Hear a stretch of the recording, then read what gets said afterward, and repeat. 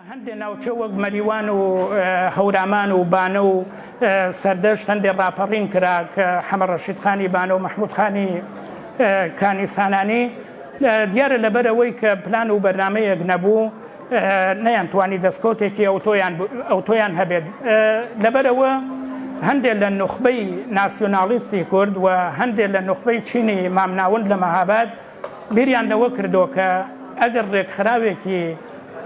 سیاسی نەبێت کە بتوانێت چالاکیەکانی کورد ڕێبخات بۆ ئەوەی دەستکەوتێکیان هەبێت بەو شێوازە کورد ناگا بە هیچێت بۆیە لە 1942 یا 25 گەلاوێژی 1321 کۆمەڵەی ژیانەوەی کورددانرا کۆمەڵی ژیانەوەی کورد بە بیرێکی کوردایەتی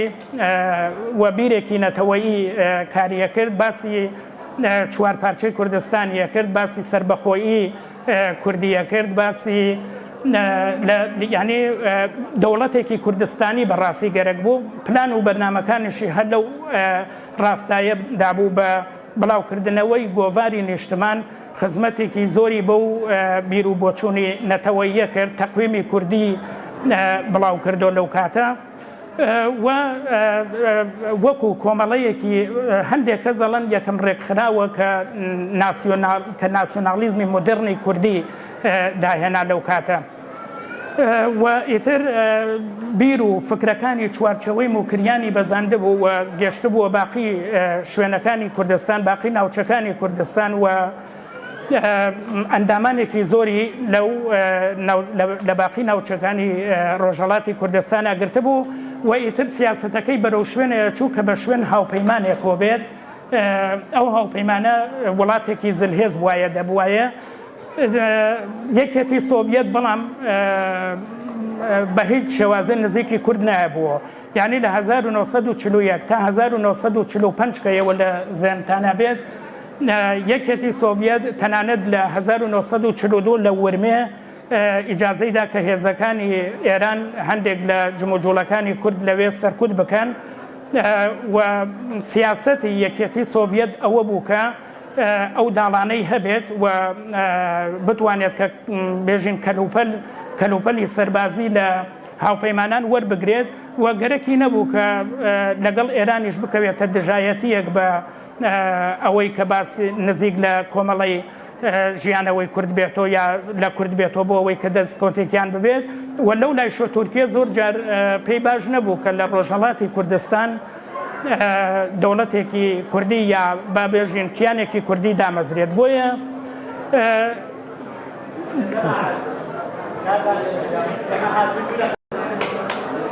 لە یەکێتی سۆڤیەت لە 1940 تەنانەت ئەو کاتێش کە ئەو وەفدەی چوو سەردانی باکۆی کرد زۆر ینی بە شێوازێکی گفتوگویەکی سیاسیان نەکرد هەرەوەی کە کوردەکان لێیان نزیک بنەوە بەڵام هیچ قەول و بەڵێنێک و ئەوانەیان پێ نەدان بەڵام کورد بەو حاڵەیش هەر کاری خۆیە کرد کۆمەڵی ژیانەوەی کوردستان هاوکات کە لە هاتنی یەکێتی سۆڤیەت خۆشحاڵ بوون و لە چەمکی مافی دیاریکردنی چارەنووس زۆر شاد بوون و یەکێتی سۆڤیەتیان لەبەرەوەی کە شای دابردەبوو و لەبەرەوەی کە ئەرتەشی بابێژین بەهۆی هاتنی ئەوان ئەرتەش لاچوو بوو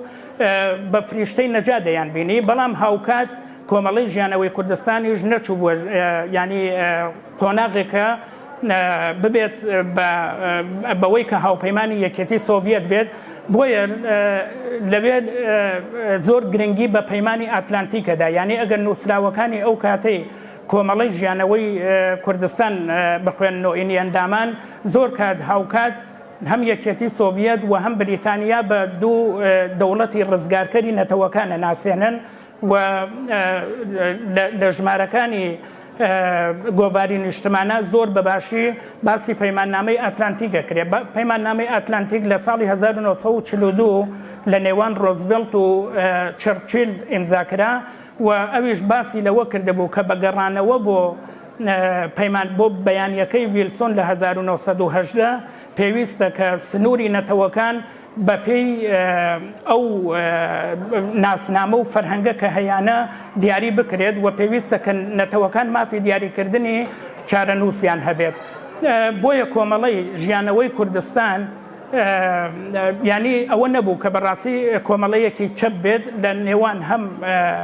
بریتانیا و هەم یەکێتی سۆڤیەتە بە شوێن هاوپەیمانێکە گەڕا. گرنگترین کارێک کە کۆمەڵی ژیانەوەی کوردستان کردی ئەوە بوو کە بە ئەندامکردنی پێشەوە قازی محەممەد توانی کە ڕێکخراوەکە زۆر بربڵاوتر بکاتەوە. دیارە پێشەوە قازی محەممەد وەکو ڕێبەرێک کە جێگەی ڕێز و حرمەت و جێگە و پێگە بوو توانی زۆرێک لە کێشەکانی نێوان خێڵەکان و کێشەکانی نێوان عەشیرەکان چارەسەر بکات و ژمارەیەکی زۆر خەڵک بەهۆی ئەو لە دەور کۆمەڵەکە کۆبوونەوە و بەو شێوە توانی لەوە بەدوا لە هەموو ئەو دەرفەتە بچووکانەی کە بۆ کۆمەڵە هاتنە پێش و بۆ نەتەوەی کورد لە ڕۆژهەڵاتە هاتنە پێش کەڵک وەربگرێت. دوای ئەوە بڕیار درا کە حزبی دموکراتی کوردستان دابمەزرێت. دیارە چەند هۆکار هەبوون، من پێم وایە کە یەکێک لە هۆکارەکانەوە بوو کە یەکێتی سۆڤیەت بە هیچ جۆرێک ئامادە نەبوو کە لەگەڵ ڕێکخراوێکە کار بکات کە باسی سربەخۆیی کوردستانەکات، باسی چوارپارچەی کوردستانەکات لەبەر ئەو بەرژەوەندیانەی کە لەگەڵ ئێران هەیبوو و فشاری ئەهێنا بۆ کوردەکان کە باس ینی دەست لەو باسانە هەڵبگرن. لەبەرەوەی کە کۆمەڵەیەکی ناسیۆنالیستی بوو ئامادە نەبوو لەگەڵی هاوکاری بکات و دیارە بەشێکیشی لەبەرەوە بوو کە لە نێو کۆمەڵی ژیانەوەی کوردستان بەشێک لە ڕێبەرایەتی کۆمەڵی ژیانەوەی کوردستان گەشتبوون بۆ قەناعەتە کە پێویستە بە ڕێکخراوێکی مۆدێرنتر بۆ ئەوە کە بتوانێت سیاسەتێکی عەمەڵیتر پیادە بکات لەو قۆناغا. دیارە قازی محەممەد لە 1946 لە وتوێژێکە لەگەڵ هەواڵنێری تازەی کات دەڵێ کە ئێمە پێویستمان بە ڕێکخراوێکی نوێتر بوو لەبەرەوەی کە بتوانێت ئەو کێشە و گرفتەی کە لە نێو خێڵەکانە بوو و ئەو شەڕی کە بۆ دەسەڵات بوو لاباد و هەمویان لە دەوری ئەو ڕێکخراوە کۆ ببنەوە. تا ئێرە ینی کۆمەڵی ژیانەوەی کوردستان لە نێوان یەکێتی سۆڤیەت و لە نێوان بریتانیا لە هاتوچۆیە، ینی لە بابێژین لە مافی دیاریکردنی چارەنووس بە پێی بەیانیەی ئاتلانتیک و مافی دیاریکردنی چارەنووسی یەکێتی سۆڤیەت. ڕووداوەکان بەم شێوە ئەڕۆنە پێشەوە. یەکێتی سۆڤیەتیش کە خۆی لە کورد نزیک ناکاتەوە تا ساڵی 1945. لە ساڵی 1945 شەرتەواوە بێت هیتلەر ئەشکێت و خۆی کوژێت. ژاپۆن کە تەسلیم نابێت، ئامریکا هێرشی ئەتۆمیە کاتە سەری، هاوکات یەکێتی سۆڤیەتیش هێرشی زەمینیە کاتە سەر بەشێک لە ژاپۆن بەشی مەنچۆری و بەم شێوە ئیتر ژاپۆن تەسلیمە بێت و بەرەی فاشیزم کۆتایی پێیەت. ئەو سادیسان کێبڕکێکە ئەکەوێتە نێوان ئامریکا بە ڕێبەرایەتی جیهانی سەرمایەداری و یەکێتی سۆڤیەت بە ڕێبەرایەتی دنیای کۆمۆنیزم لەوێت دەسەکەن بە دابەشکردنی دنیا. دیارە هەروەکو دوای شەڕی جیهانی یەکەم چەندین کۆنفرانسە گرن، کۆنفرانسی پۆتسدام و تهران و تاران و مسکۆ و ئەمانە بۆ دیاریکردنی نەزمی دوای شەڕ کە هەر بەپێی ئەو کۆنفرانسانە دواتر ڕێکخراوی نەتەوەی یەکگرتووەکان لە ساڵی 1945 جێگەی ئەنجومەنی گەلانەگرێتەوە. بەڵام لەوێ کۆنفرانسێکیان زۆر گرنگە لە 1943 بڕیارە درێت کە ستالین و چەرچیل و ڕۆزڤڵتن بڕیارە درێت کە 6 مانگ دوای ئەوەی کە شەڕی جەهانی دووەم کۆتایی پێیێت هێزەکانیان لە ئێران ببەنە دەرەوە. دیارە لەبەرەوەی کە ئێران بە تەواوەتی کەوتووەتە بازنەی ڕۆژاوا و ئیتر دڵنیان ئامریکا و ئینگلیز ئەوان هێزەکانی خۆیان نەبەنە دەرەوە، بەڵام یەکێتی سۆڤیەت ئامادە نییە کە بڕواتە دەرەوە و چاویشی لە نەوتی باکووری ئێرانە لەبەرەوەی کە ئەویش بۆ هاوپەیمانێک گەڕێت لە ناوی ئێرانە دیارە ڕەنگە کوردەکان هێزیان کەمتر بێت بەڵام یەکێتی سۆڤیەت وڵاتێکی زلهێز بێت بەڵام لەوێ بەرژەوەندیەکانیان یەکتری گرتەوە ئەمە بەو مانان نەبووە کە کۆماری کوردستان دواتر دەستکردی رووسیا بێت ینی لە سیاست وایە کە هەندێک جار بەرژەوەندی بە شێوەی سروشتی بەرژەوەندیەکان یەکەگرنەوە و لەو قۆناغا بوو کە ئیتر یەکێتی سۆڤیەت کوردەکانی وەکو هاوپەیمانێک یابا بڵێن وەکو لایەنێک کە بتوانێت لەگەڵیانە کار بکات قبول کرد و لە 1945 لە بێژین مانگی دەسامبری 1945 شاندێک لە حزبی دموکرات سەردانی باکۆیان کرد تەنانەت لەو کاتەش یەکێتی سۆڤیەت ئامادە نەبوو کە کوردەکان بەڕەسمی بناسێت و ئەیودێەوە پەلە مەکەن ئێوە جارێ لە چوارچێوەی ئازەربایجان هابن حکوومەتی ئازەربایجان و دواتر مافتان پێ دەدرێت بەڵام بەهۆی دیپلۆماسی بەهێزی پێشەوە قازی محەممەد بەهۆی ئەوەی کە پێداگریەکی زۆری کرد لەسەر مافی نەتەوەی کورد و دروستکردنی کیانێک ئەوانی ژامادە بوون کە دواتر هەندێک یارمەتیان بدەن وەدان بۆ کیانە نەتەوەییا بنەن دیارە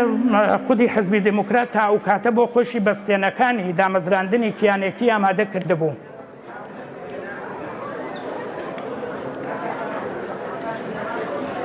من باسەکەم یەک دوو دەیەقەی ماوە کۆتایی پێێنم تا ئەو کاتە کە شاندەکە هاتۆ ئێتر دڵقایمتر بوون دیارە لە 12 دێسامبری 1945 کۆماری ئازەربایجان دانرا دواتر لە حەڤەی کوردەکان زیاتر هەندران کە بڕۆن بەرەو دروستکردنی کیانی خۆیان و کوردەکان لە حەڤەی دەسامبرا یا لە 26 سەرماوەز لە مەهاباد هەڵیان کوتا سەر شارەبانی و ئاڵای پیرۆزی کوردستانیان هەڵکرد دوایی لە نەغەدە و لە بۆکانیش هەمان ئاڵای کوردستان هەڵکرا و ماوەیەک دواتر لە 22 ژانویە لە دوی ڕێبەندان کۆماری کوردستان لە نێو ئاپۆرای جەماوەری خەڵک لە مەیانی چوارچنە ڕاگەیەندرا من باسەکەم کۆتایی هەنم لێرە دیارە ئەوەی کە من بەستێنی نێودەوڵەتی و بەستێنی ناوچەییم لێکداوە ئەگەر سەیری تەواوی نوتقەکان بکەن لە کاتێکا کە ئاڵای پیرۆزی کوردستان هەڵەکرێت و دواتر نوتقەکانی ئەو کەسانەی کە لە کۆماری کوردستان لە دوو ڕێبەندان نوتقە خوێندنەوە بە تایبەت نوتقەکەی پێشەوە قازی محەممەد لە هەر هەمویانە باسی شۆڕشی لە شێخ عوبەیدوڵڵای نەهریەوە دەست پێەکەن هەتا ئەگەنە کۆماری کوردستان یعنی ئەگەر ئێوە ئێستا ئەو نوتقانە بێخوێننەوە ئەزانن کە ئەو بەستێنەی ناوچەیە و ئەو شۆڕشانەی کوردستان چۆن بووە کە لەوێ لەو کاتا دانەران یا دامەزرێنەرانی کۆماری کوردستان بۆ خۆیان شۆڕشی کۆماری کوردستانیان بە بەرهەمی هەموو شۆڕشەکانی کوردستان زانیوە بۆیە من ئیتر سەبارەت بە ناوەڕۆکی کۆماری کوردستان ئەوەی کە چی کردووە وەکو بنیادنانی ئەرتەشێکی نیشتمانی وەکو بەڕەسمیکردنی زمانی کوردی وەکو بە کوردیکردنی خوتبەی نوێژی جمعە و ئەوەی کە لە نوێژی جمعەیە پێویستە لەسەر نیشتمان دۆستی و لەسەر ڕێزگرتن لە یاسا و لە قانون باز بکرێت لەسەر ئەوەی کە گۆڤار و ڕۆژنامە و سینەما و چاپخانە و ئەمانیە داناوە لەبەر ئەو باز لەو هەموو چەمک و دامەزراوە و ئەوانە ناکەم کە کۆماری کوردستان وەکو لە ناوخۆ ئەنجامیدا کۆتایی بە باسەکەم یەنم ئەگەر پرسیارێکە بێت من لە خزمەتتانم.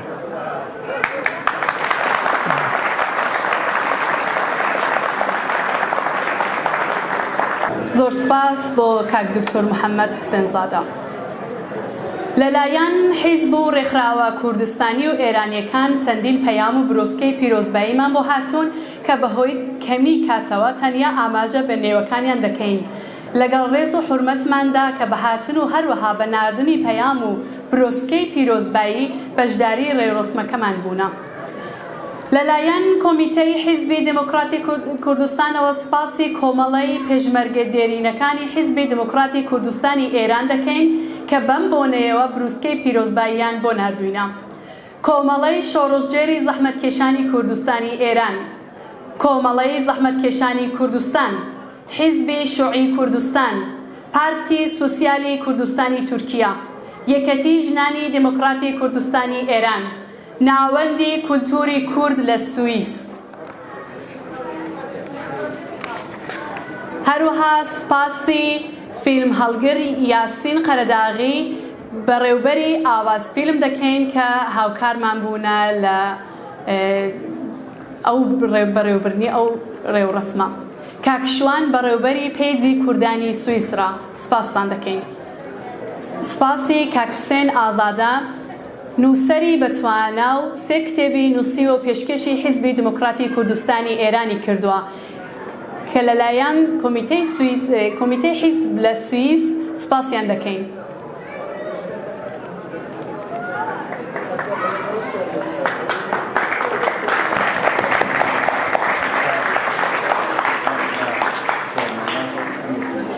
دەڕۆم و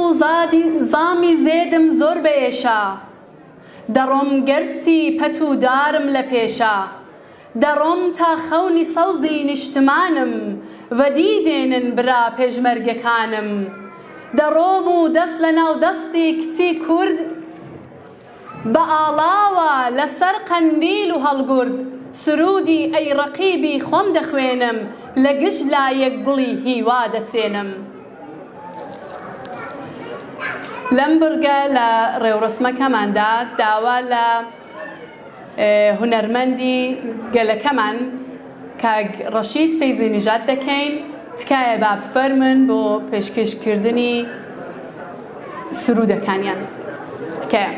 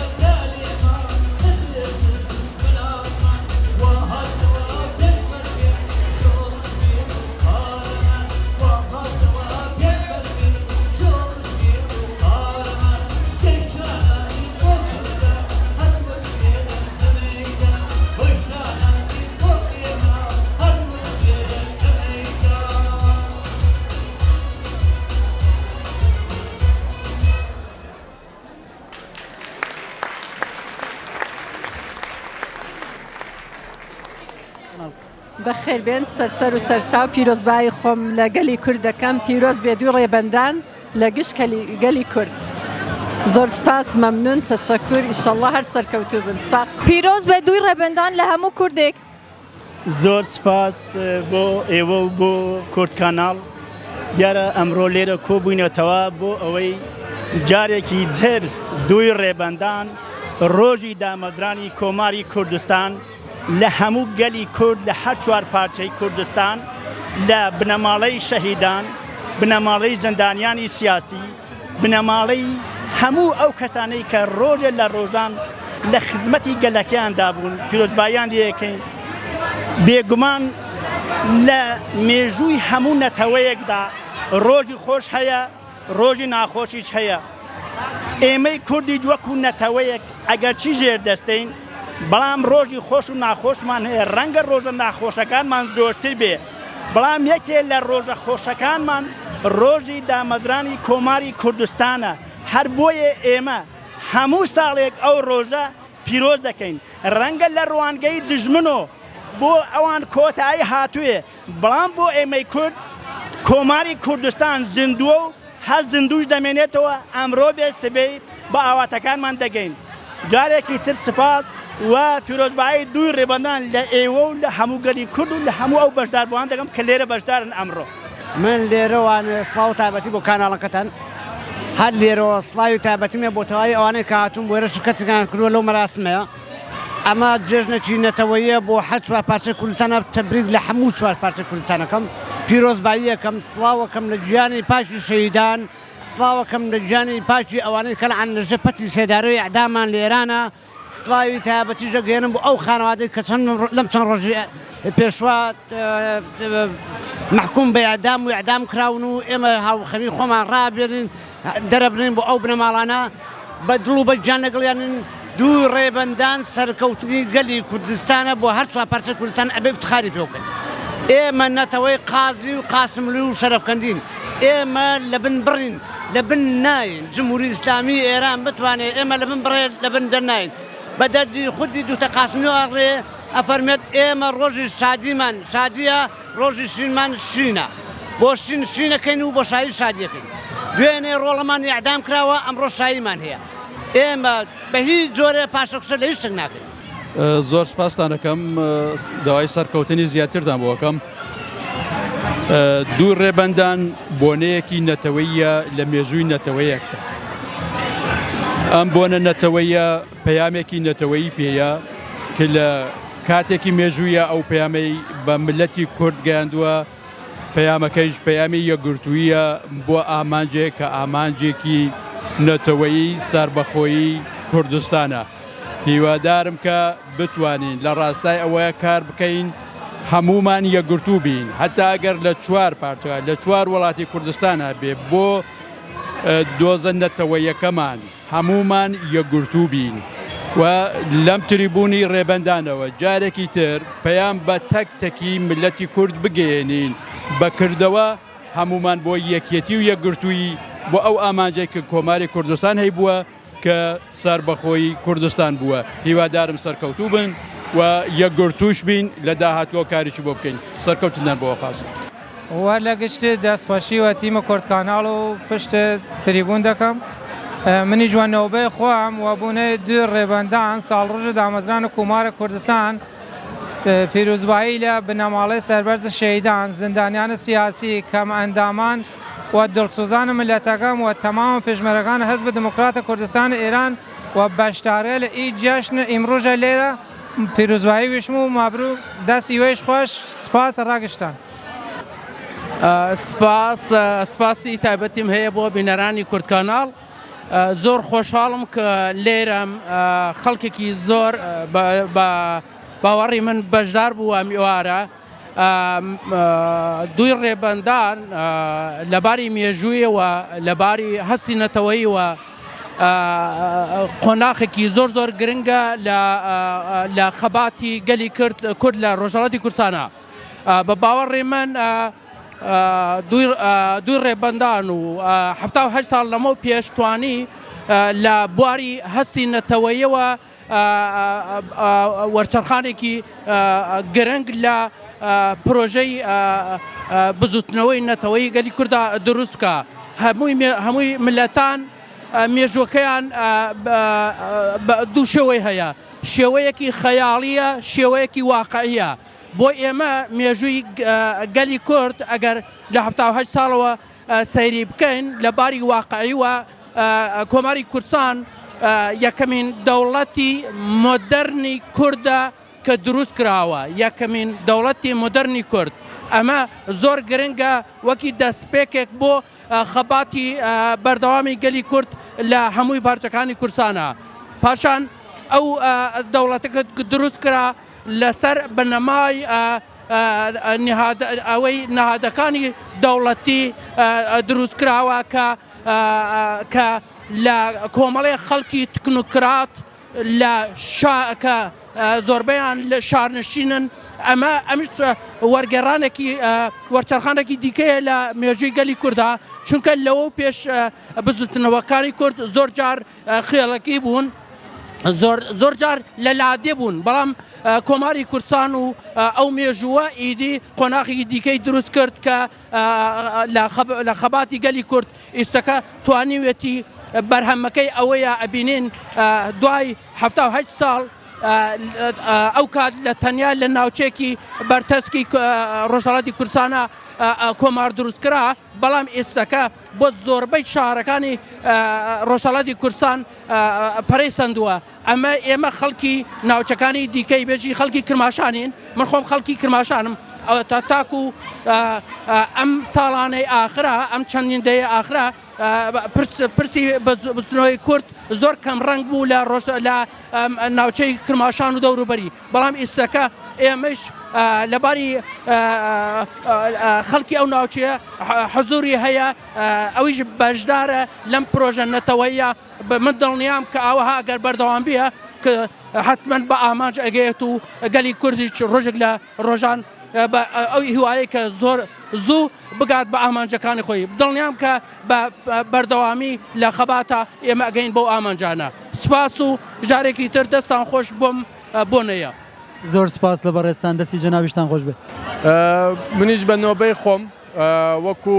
پێشمەرگە و وەکو لایەنگەرێکی حزبی دموکراتی کوردستانی ئێران بە بۆنەی ئەم ڕۆژە پیرۆزۆ دوی ڕێبەندان ساڵڕۆژی دامەزراندنی کۆماری کوردستان بەدەستی قازی محەممەد پیرۆزبایی گەرمی خۆم ئاراستەی هەموو بنەماڵەی شەهیدان، بنەماڵەی سەربەرزی شەهیدانی کوردستان، بنەماڵەی زیندانیانی سیاسی و هەموو خەڵکی کوردستانەکەم و هیوادارم ساڵی داهاتوو ئەم ڕۆژە پیرۆزە بتوانین لە وڵاتی خۆمانە لە ناوی کوردستانە ئەم ڕۆژە پیرۆزە جەژن بگرین. سلااو ڕێزمەیە بۆ خۆتان و بینەرانی ئازیزی کاناڵی کورد کاناڵ. بەم بۆنەوە جوانترین پیرۆزبایی خۆم ئاراستەی گەلی کورد لە هەموو بەشەکانی کوردستانەکەم. هیوادارم جەژنی سەربەزی و سەربەخۆیی کوردستانی گەورە لە کوردستانی ئازاد جەژن بگرین و پیرۆزی کەین و دوی ڕێبەندان بۆ ئێمە ڕۆژێکی نەتەوەیی، ڕۆژێکی مێژووی، ئەو ڕۆژەیە کە شکۆی نەتەوەی کورد گەیە لوتکە و ئەبێ هەموو ساڵێک یادی لێ بکەین و پیرۆز ڕای بگرین و هیوادارم ئەو بۆنە پیرۆزە دووبارە بێت و لە کوردستانی ڕۆژهەڵات و بە ئاواتەکانی بگەین و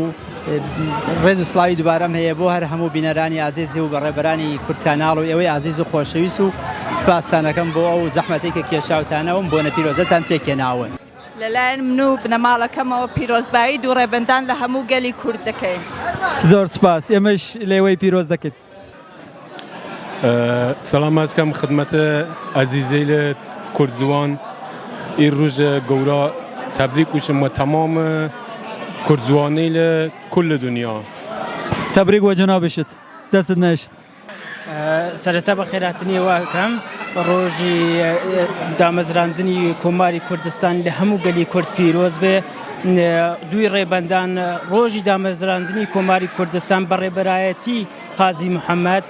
پێشەوا قازی محەممەد یەکێ لە حرە گرنگترین خاڵەکانی خەباتی گەلی کوردە کە تا ئێستا ئەو خەباتەی زیندوو هێشتۆتەوە لە ناخی گەلی کووردا و من داواکارم لە هەموو گەنجێکی گەلی کورد و هەموو کوردانی خەباتگێر کە یەکگرتوو بوون و لە پێناو بەدیهێنانی مافەکانی گەلی کورد تێبکۆشن و خەباتیان هەبێت. سڵاو و ڕێزم هەیە بۆتان سەرکەوتوو بن، سڵاو و ڕێزی تایبەتیم هەیە بۆ هەموو بنەماڵە شەهید، دایکی شەهید، خوشکی شەهید، برای شەهید، بۆ هەموو شەهیدی کورد و کوردستان. ئەم ڕۆژە پیرۆزەکەم لە هەموو کوردێکی بە شەرەف، کوردێکی بە وەفا پیرۆز بێ ئەم ڕۆژە پیرۆزەیە. ئەم ڕۆژە بە دژمنان بزانێ ئیمڕۆ بێ بەیانی بێ دوو بەیانی بێ ڕچاڵێتە هەژ وەختە بێ ئەو ڕۆژە ئەشەی بێتە دی. ئەوە بنەڕێتی مامۆساکان بانن، دکتۆر قاسم و پێشەوە دکتۆر سەعید. سڵاو و ڕێزم هەیە بۆ هەموو کورد و کوردستان سەرکەوتوو بێ ئیشەڵڵا ئاڵای دێموکرات، ئاڵای کورد و کوردستان. ڕێز سڵاوم هەیە بە خێراتنێو دەکەم، پیرۆزبایەکی پڕ بەدڵ لێ دەکەم، موفەقی دنیا و قیامەتان سەرکەوتوو بن، حیزبی دێموکرات نەکەوتە زێر دەستی دژمنان، موفەق و سەرکەوتوو بێ. ئەمن خێزانی مەلا عەزیزم حاجی ئامین، ڕێز و سڵاوم بۆ هەموو پێشمەرگان و هەمووی ڕێبەرەکان هەیە. خۆشحاڵ بووم، چاوەڕڵم ڕوون بوونەوە، ئەگەر لەو هەلەی خۆم توانیومە ئەو هەلەی بقۆزمەوە. زۆر سپاس لە بەرزش. ڕۆژێکی خۆش. لە خزمەت مامۆستا مەلا عەزیزدان سیمایەکی دیاری ناو حیزبی دموکراتی کوردستانی ئێران، سیمایەکە بەڕاستی لە بە درێژایی خەبات دەنگ و ڕەنگیان هەمیشە هەبووە و بوونیە بوو. ئێستایش لە وڵاتی سوئیس بەردەوام بە ئێنەرژی ڕۆژانی جوانیوە هەر لە خزمەت حیزبی دموکراتەوە و ڕێبازە پیرۆزەدان. بە بۆنەی دوی ڕێبەندانەوە چیتان هەیە مامۆستا گیان؟ پێشەکی سڵاو لە حیزبی دموکراتی کوردستان، سڵاو لە بنەماڵەی شەهیدان، سڵاو لە گەلی کورد لە ڕۆژهەڵاتی کوردستان و لە هەموو کوردستانی گەورە. دوو ڕێبەندان ساڵ ڕۆژی دامەزرانی کۆماری کوردستان لە پێشمەرگە قارەمانەکان لە ئەندامان و لە ئەنگرانی حیزبی دموکراتی کوردستان و لە گەلی کورد لە ڕۆژهەڵاتی کوردستان پیرۆزبایی دەڵێن. دوو ڕێبەندان ڕۆژی سەربەرزی گەلی کووردە، ڕۆژی کۆتایی هاتنە بە ژێردەستی گەلەکەمان، ڕۆژی ئیفتیخارە، ڕۆژی شانازیە. هیوادارم هەموو ڕێبەرانی کورد لە هەموو بەشەکانی کوردستان، لە ئەزمونەکانی کۆماری کوردستان، لە وتەکانی حەزرەتی پێشەوا قازی کەڵک وەربگرن و بتوانن ڕێبازێکی دروست و ئوسولی بۆ ڕزگاری نەتەوەکەمان بخەنە سەرکار. ڕێز و حرمەتە بۆ ئێوەش. خزمەت کاکێژا مەنگۆڕی داین ئەن بەرپرسی بەشی پەیوەندیە دەرەکیەکانی کومیتەی سوئیسی حیزبی دموکراتی کوردستانی ئێران. کاکێژاگیان بە بۆنەی دوی ڕێبەندانەوە ساڵوەگەڕی دامەزرانی کۆماری کوردستان چیتان هەیە بۆ بینەرانی کورد کاناڵ؟ دوی ڕێبەندان ڕۆژێکە کە ڕۆژی ئیفتخار و شانازیە بۆ هەمومان، بۆ هەموو کوردێکی دڵسۆز، کوردێکی نیشتمان پەروەر. دوی ڕێبەندان ساڵ ڕۆژی دامەزرانی کۆمارێکی مۆدێرنی دموکراتیکی کوردیە. ڕێزکردن لەو ڕۆژەهانمان دەدا کە ڕۆژێک لە ڕۆژان کوردستان کوردستانی ڕۆژهەڵات لە کوردستانی ڕۆژهەڵات کیانێکی هاوشێوەی کۆماری کوردستاندا بمەزرێنینەوە بە ڕێبەرایەتی حیزبی دموکراتی کوردستانی ئێران و هەروەها پیرۆزبایەکی گەرمیش تایبەت لە خەڵکی ناوچەی خۆم کە لەوێ ڕاهاتوومە ناوچەی بەری مێرگانی پیرانشار دەکەم. زۆر سپاس بۆ هەموو لاکی. سڵامە من چەنەی احترامی خزمەتتانێ مبارەکباڵی دوو ڕێبەندانی ساڵیاد و هەرەمەرزیای کۆماری و کورسانی جەمەهابادەنێ بەڕابەری پێشەوە قازی محەممەڵی کەرو تەبریکدا بەنە عرز کەرو و ڕووی فرەوەشە و تەقدیم بەگردیتە پێشکەشتا بوو. پیرۆز بێ دوی ڕێبەندان ساڵ ڕۆژی دامەزرانی کۆماری کوردستان، پیرۆز بێ لە تەواوی گەلی کورد. پیرۆز بێ لە بەڕێزیشتە. سپاسی ئێوە و کورد کاناڵەکەم لەم ڕێگەی شۆ پیرۆزبایی لە سەرجەم خەڵکی شۆڕژگێر و بە ئەمەکی ڕۆژەڵاتەکەم. هیوادارم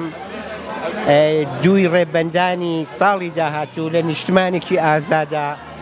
جێژن و گۆڤەندان بکەین. وڵی ئارەزوی من ئەوەیە جێژنی دوو ڕێبەندان بۆ هەموو کورد و کوردستان پیرۆز بێ. ئەمڕۆ دوی ڕێبەندان ساڵڕۆژی دامەزرانی کۆماری کوردستان لە شاری مەهابادا بۆ بۆنەوە پیرۆزبایی خۆم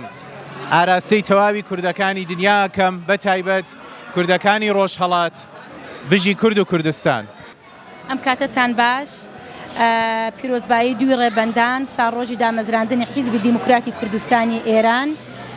لە هەموو کوردێکی بە شەرەفەکەم پیرۆزبایی خۆمەنێرم بۆ زیندانە سیاسیەکانی هەر چوار پارچەی کوردستان سەری ڕێز و نەوازشدا نەوێنم